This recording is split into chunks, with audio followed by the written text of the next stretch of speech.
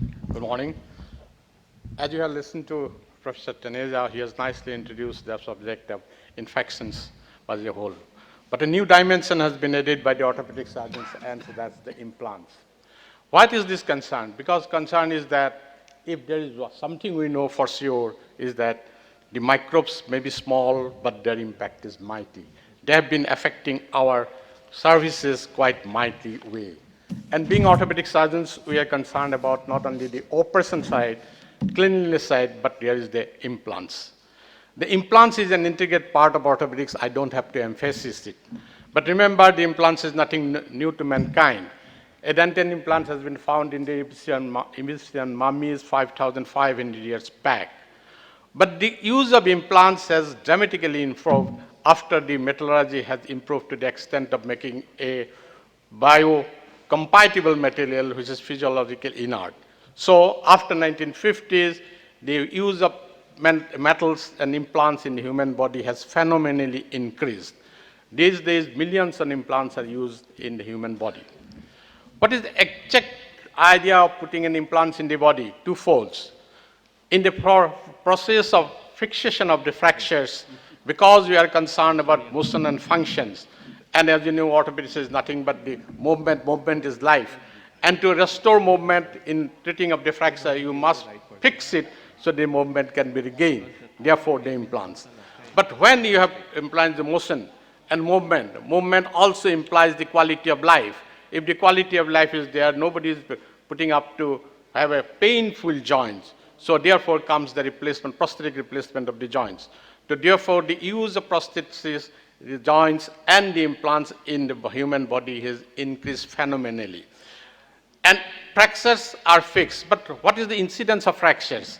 How many implants you use in this country? It's difficult to assess because it cannot be superimpose a data from one country to another because fracture incidence is specific to geographical location, ethnicity, age, all these factors. Even if talking about ethnicity, you cannot superimpose data because even the US and UK data has shown that the Caucasian population is more vulnerable to fractures than the people of African origin.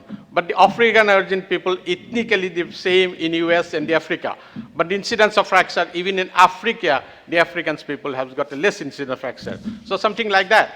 Even the ethnic, talking about ethnicity, the ethnic population of Chinese population in mainland China do have a lesser number of fractures than in Hong Kong.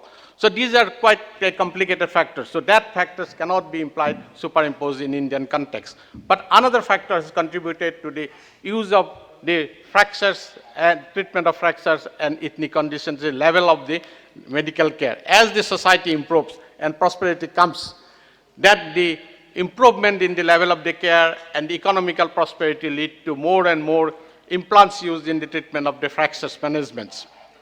Another thing about the implants in the joints will be with the increased life expectancy, and with life expectancy comes the increased load of degenerative diseases. So therefore, we are going to use more and more implants in the human body. So with these things increase the incidence of osteoarticular infections also. It is reported during 85 to 91, 2.34 people were affected per 100,000 populations, which has increased during 2007 to 11, 5.78 per 100,000 populations. So basically this increase in number of osteoarticular infection can be attributed to two factors. Number one, the changing pattern of the people there being taken up for surgery. Because and because of the improvement in the anesthetic care, more and more people who were not previously operated for implants insertion or joint replacement are being operated. They are the people with comorbidities, with factors not favorable for taking up the surgery, so they increase the load of infected patients. Secondly, the hardware retaining strategy orthopedic surgeons. People are aware previously because of the metal quality, once the implants has served its purpose, it was removed. But because of the increased quality, improved quality and biocompatibility of the implants, they are being retained. And this retention strategy might have something to do with increase in infective conditions as a late infection cause. Along with that, we have considered about the soil of the infective soil. But what about the seeds? After all, this is the bacteria. But remember, the bacteria is nothing new to us. They have predated us in this planet by millions of years. And the recorded incidence of bone infection in a dinosaur skull, the mandible of a dinosaur, has been recorded more than 300 million years back. So mere presence of the bacteria doesn't mean that we have to be infected. And it is reported that the human body contains 100 trillion cells and it contains 1,000 trillions of microbes. So the mere presence of bacteria is not the cause. There is something else more to that. Even the implants which has been used previously and removed, if they are subjected to culture, it is found that more than 50% of this shows culture growth of the bacteria. But that doesn't mean that they are infected. So mere presence of the bacteria cannot be blamed. There has to be an environment. There has to be some other factors which are playing into that. Out of the bacteria that has been isolated in infection all over the world, the most prominent bacteria that's been isolated is predominantly Staph aureus. And these are but where the quality of this bacteria has changes over a period of time and there is changes. So when we say in the 90s, this was the predominantly a coagulase positive bacteria, Staph aureus 35% and epidermis negative strain was 15%. That has changed in the later years to predominantly coagulase negative Staph. And this is true in Indian context also. In the 2006 report has showed the Staph epidermidis is 31%, that is predominantly coagulase negative, and the rest are following that like that. So what has emerged over the period is that there is an increased resistance to this bacteria and more gram-negative bacteria is coming. And nowadays, it is proved that more than 80% of the Staph are coagulase negative. The special factor in implants is what is the special factors that occur, because when there is infection and the host, this is the interplay between the bacteria and the host. But when you introduce a foreign body like metal into that thing, then there is a complicated relationship between the three. So there is the interplay of the host, implant, and the microorganism which will come into the play of these infections. And here comes the role of the biofilms. Implants are basically inert. So they cannot partake into the microcirculations of the body. So being a foreign body, they are immune to the host response basically. So when you put an implants in the body, remember they are surrounded by the extracellular matrix which are highly much contained, and they are protected from the systemic antibacterial because of the non-participation in the microcirculation. And that leads to the formation of the biofilms.